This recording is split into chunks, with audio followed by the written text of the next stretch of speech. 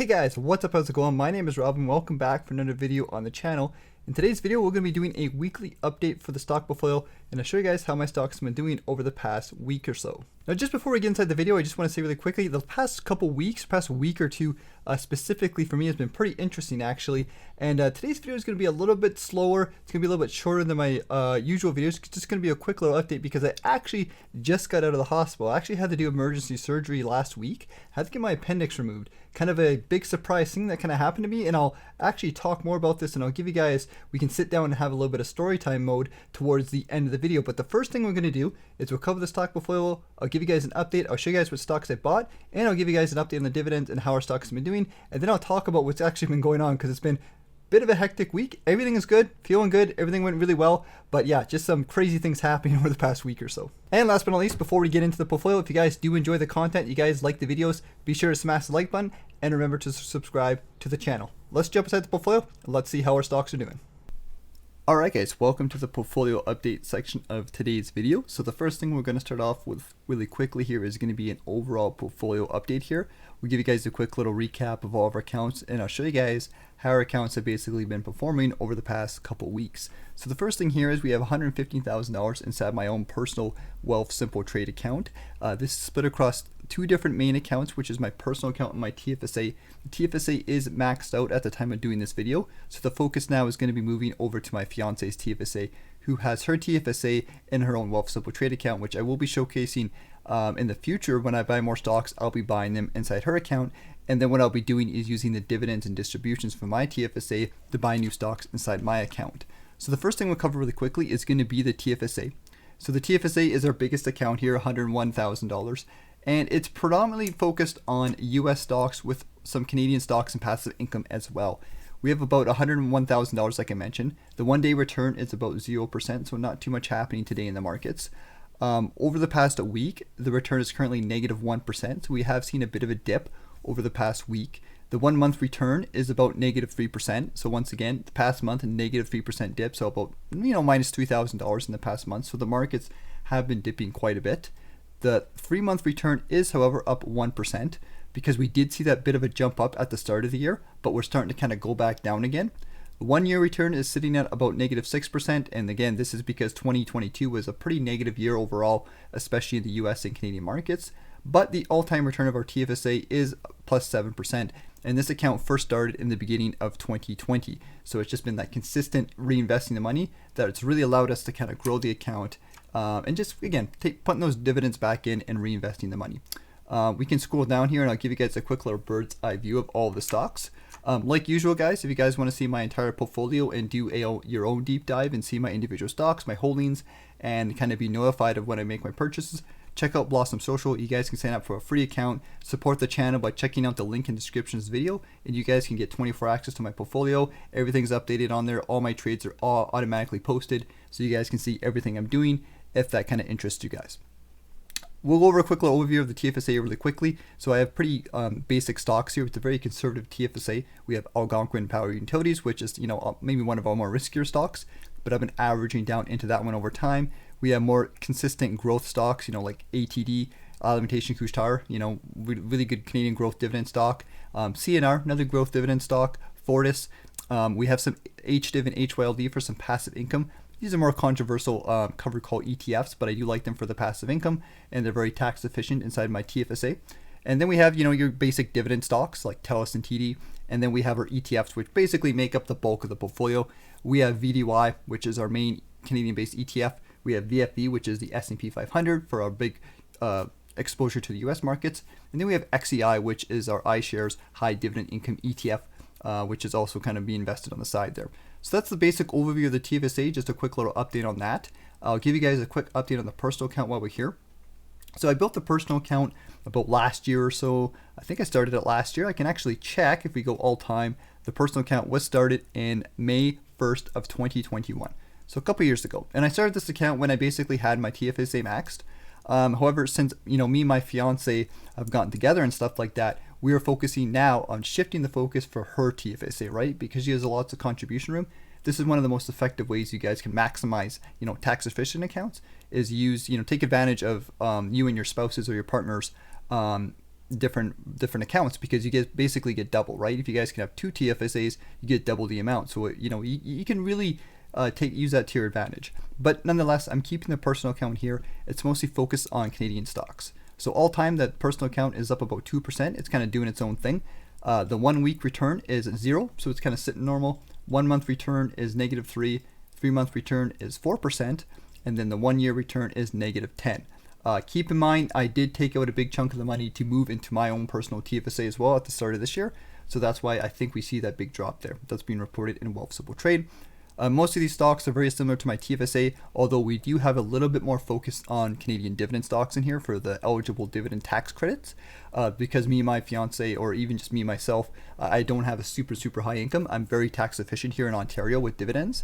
So it makes a lot of sense for me to hold a lot of my Canadian eligible dividend stocks in my personal account, and here they are here. So pretty basic stocks, nothing too crazy, but lots of exposure to the Canadian stocks here. So again, you guys can check that out on Blossom if you guys want to see a deep dive, but that's a quick little overview of my 2 portfolios on Wealthsimple Trade. And then if we go to a bird's eye view on Track My Dividends, we can see our entire portfolios, me and my fiance's accounts together. That's about $126,000. Has went down quite a bit over the past month or so. I think we were sitting at about 132 at one point. Portfolio yield is around 4%. Yield on cost is about 4%.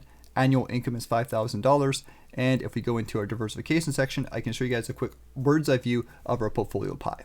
So a quick little summary of all our accounts. We have about 50% in VFB, about 23% or so in VDY Canadian stocks, about 10% in HYLD, about 4% in TD, ATD, and then some of our other dividend stocks here. So again, main focus is a big chunk in US growth market since we're young and we want to take advantage of that. We have a good chunk in Canadian markets as well. And we're also investing a little bit of income in passive income. So we kind of have a very big hybrid approach to our portfolio, but nonetheless, we are very much focused on growth as well as dividend income. My deposits for my portfolio for the month of March haven't been too crazy. It's been pretty simple, actually. I've just been putting a little bit of money here and there. So on March 1st, I put in $50 inside my account. On March 9th, we seen the big deposit. This was the transfer from my personal account into my TFSA. I basically said, you know what? I had a little bit extra contribution room I wanted to use up, and I wanted to get this done. And I might as well have the money. If it's going to sit in my personal account, might as well stick in the TFSA. So I just decided to take $5,000 from my personal account, stick it into my TFSA, max it out, get it out of the way, and that was a big deposit there. And I showed you guys the stocks I bought in a previous video there. And then March 10th, we put in another $500. This was some leftover money from the transfer as well. And then March 15th, we put $100 in. And then March 17th, we put another $100 in. And going towards the end of this month and the start of next month, I'm not going to be depositing as much inside my account. We're mostly going to be using the dividend income because, taxes are coming up and I am going on vacation for about a week or so. So there'll be a little bit less money, but, probably towards the middle to the end of April, we'll focus on our deposits and, of course, using our dividends to kind of reinvest and buy more stocks inside the portfolio. I figure I'll give you guys a quick little update on the buys and the recent purchases I made inside my account as well. Although nothing really interesting has really happened here. Pretty mostly doing the same thing I've been doing for the past couple months, kind of building in my positions, working on expanding my positions for my covered call ETFs to kind of slowly build them inside the portfolio. You guys have seen me slowly grow my HYLD from like about 1 or 2%, whatever it was, to the 10% it is now. So I've been steadily working on that. I've also been a dollar cost averaging into AQN as well to kind of take advantage of AQN. It's obviously dipping quite a bit right now, but we've seen quite a bit of a rise, since the start of the year. So that's been pretty nice. And I'm just trying to dollar cost average there. And again, one of the big things I will mention really quickly in case you guys missed it is when I did the big transfer from the personal account into the TFSA, I did buy a lot of this into the covered calls, and I also put some into our dividend growth stocks as well. Once again, this was just kind of, switching things a little bit around the portfolio, not making huge changes, but just making some small changes here and there. But that's pretty much it. Other than that, guys, I'm just buying the same stocks. I'm just doing rinse and repeat. I did recently add XEI into the portfolio as well. I talked about this in last video if you guys want to double check that, but I'm basically using the income from the covered calls to put back into a fund to kind of keep the income compounding and growing. Once again, check out my last video if you guys want a more in-depth reason why I was doing that. Reporting the dividend income is one of my favorite things to do in this channel, and I think everybody likes to see the passive income. I'm a big fan of passive income, and I like a combination of growth plus dividend income and passive income. So here's my portfolio. Nothing too crazy happening over the past week. We did get a dividend from Manulife. That was about $14.36. I threw that back into the stock. We just reinvested it. We also have our other dividends from earlier on this month. Once again, the bigger ones being from HYLD and our covered call ETFs, as well as our big ETFs like VDY.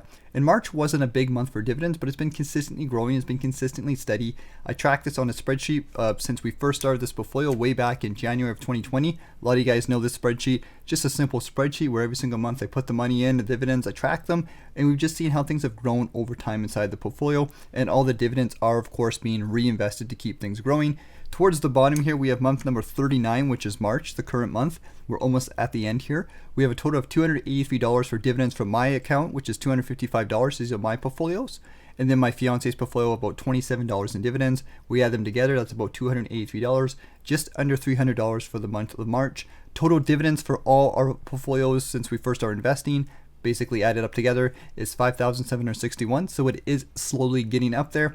And I made this cool little graph here with my graph skills to basically show you guys how the dividend income has been consistently growing. So we have the months here on the bottom. Month one, obviously, being a couple cents. I think the very first month I made 44 cents, so not even $1 with my accounts. But that money has just been compounding and growing, and we've just seen this steady increase over time. And again, that's the dividends, that's the dividend growth happening over the past couple of years, as well as the passive income ETFs to really help get things going. It's a combination of everything that just works together, and I think it worked really well for my portfolio and my investing strategy. So that's a quick little overview of the dividends and how much passive income I made since I first started investing inside my portfolio, as well as for the month of March. All right, guys, so we're kind of near the end of the video, and I figure it's time we'll talk a little bit more about things since I gave you guys the portfolio update for this week. And once again, I do apologize. It wasn't as in-depth as they usually are because I just had to take things a little bit slower. But I wanted to do a video because number one, I am feeling a bit better, and number two,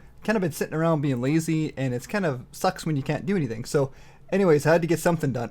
So first thing here, I'm going to try to not talk too much or talk a little bit slower because it's a little bit hard. My abdomen is a little bit sore. So first of all, I'll give you guys a quick little recap of what happened. So interesting story here. So the past week or two, I got sick.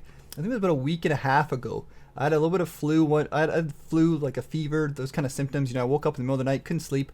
I called in sick to work the one day, and for a day or two, I felt kind of crappy. I had like a sore back, had a sore hips, a little bit of stomach cramping, just regular crappy kind of feeling kind of thing. A couple days later, I slowly felt better, but my symptoms didn't 100% go away. So I thought I was getting better. And then I went to work one day. I think it was Monday night, and I started getting like I guess it was like first of all, I kind of felt kind of tired. I felt kind of crappy, but I had like a burning sensation in my lower right abdomen. I guess that's where your appendix is, and it was a weird pain. And if you guys don't know, I'm actually going on a vacation at the start of next month.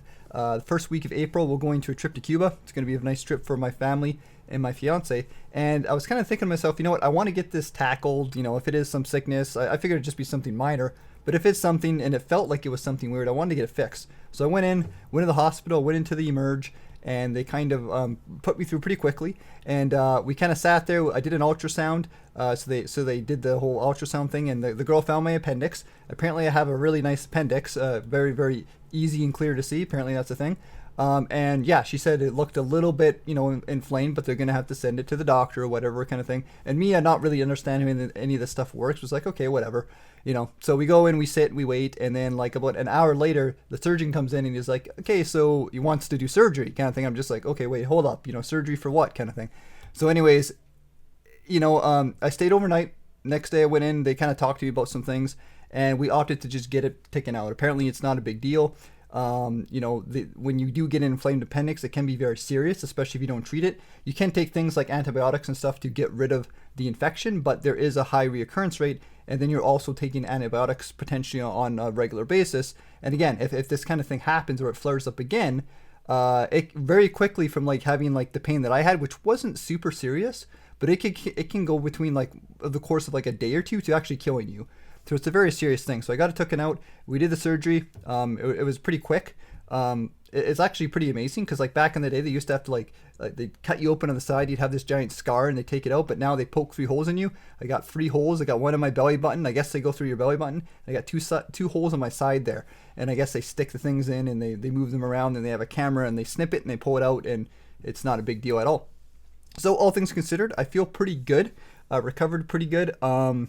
My abdominal pain definitely hurts, so I have a hard time bending and moving, walking. I can do basic things. I'm at the point now, it's been about 3 days or so since I've been home, and I went out the next day. So I'd stayed in the hospital like overnight kind of thing, and then the next day I was gone, so it was pretty quick. But yeah, I feel pretty good. The only crappy thing is I can't lift anything. So I guess for the next month or so, I can't lift anything at all.